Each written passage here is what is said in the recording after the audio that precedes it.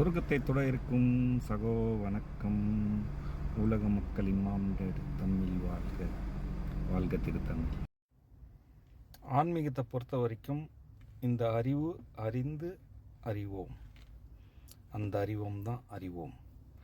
So இப்போ இதில் புரிஞ்சிக்கிறதுக்கு நிறைய விஷயங்கள் இருக்குது. இருந்தாலும் இதை 4 வகையாக நம்ம பிரிச்சுக்கலாம். தெரியுதல், புரியுதல், உணர்தல், நம்புதல். இந்த 4 வகையாக பிரிச்சுக்கலாம். இப்போ இது எப்படின்னா, இப்போ நான் பேசுகிறேன், உங்களுக்கு புரியல, சரிங்களா? அடிக்கடி டிக்டாக்ல வர்றது உங்களுக்கு தெரியும், மற்றபடி எதுவும் தெரியாது. இப்போ நான் சொல்கிறத நம்ப மாட்டீங்க, அதை உணரவும் மாட்டீங்க. இப்படி 4 விதமாக ஆன்மீகத்தில் புரிஞ்சிக்கிறதுக்கு இருக்குது. இப்போ கடவுளை நம்புங்க, நம்புதல், கடவுளை நம்புறது தான் அப்படின்ற ஒரு விஷயத்த முக்கியமாக சொல்லுவாங்க. நம்பினார் கைவிட மாட்டார், நம்பிக்கை தான் இது அப்படின்னு சொல்லுவாங்க.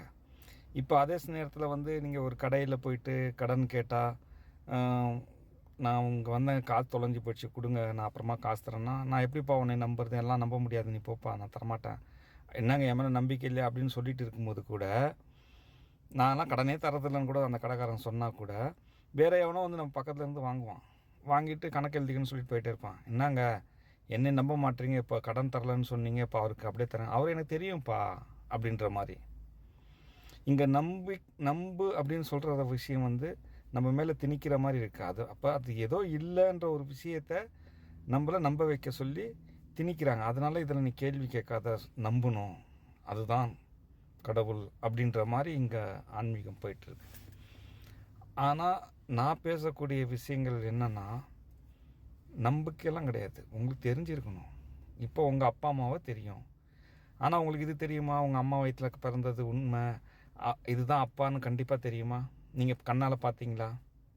இன்றைக்கி வேணால் டிஎன்ஏ வச்சு பார்க்கலாம். இருந்தாலும் நம்ம கண்ணால் பார்த்தோமா?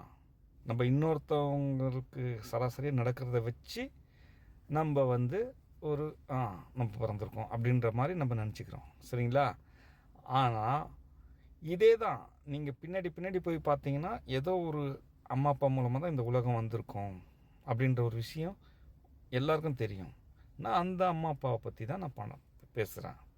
அப்போ அவங்கள படைத்தது யார் அப்படின்னு கேள்வி வந்துச்சுன்னா, இப்போ அவங்க தான் சொல்கிறாங்க, நான் இறைவன் என்னை படைத்தான், நான் இறைவன்கிட்ட மன்னிப்பு கேட்கணும்னு அவங்க சொல்கிறாங்க. அதுக்கு மேலே நான் இறைவன்கிட்ட கேட்கணும்னு அவசியம் இல்லையே. எல்லோருக்கும் மாம் டேட் அவங்க தான் சொர்க்கத்துக்கு கொண்டு போகிறாங்க. அப்போ அவங்கள பற்றி பேச வர இந்த ஒலியின் உலகத்தில் நான் தான் ஒருத்தவன். எப்படின்னா, இவன் ஏன்டா வரான், இது எங்கள் ஏரியா, உள்ளே வராதே அப்படின்ற மாதிரி தான் நான் இதுக்குள்ளே வந்துட்டு இருக்கேன். ஆனால் இது நான் இன்றைக்கி உங்களுக்கு இன்டர்டெயின் பண்ணுறதுக்கு வரல. ஆக்சுவலி உலகம் இறுதி வரை, அதாவது உலகம் அழியும்னு சொல்லுவாங்க, அது அழியாது. இருந்தாலும் இறுதி வரைக்கும் போயிட்டே இருக்கும்போது கூட எல்லா ஜெனரேஷனுக்கும் அவங்க தேவைப்படுறாங்க. ஏன்னா அவங்க தான் நரக சொர்க்கத்துக்கு அனுப்ப போகிறாங்க.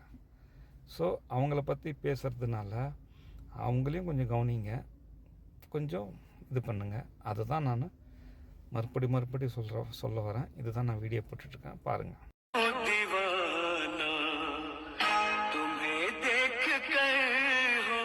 किनारे एक बंगलो गप्पोरी जय जो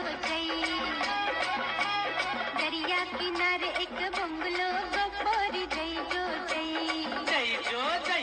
अरे जाएगी कहाँ पोरी, अरे जाएगी कहाँ तेरे पीछे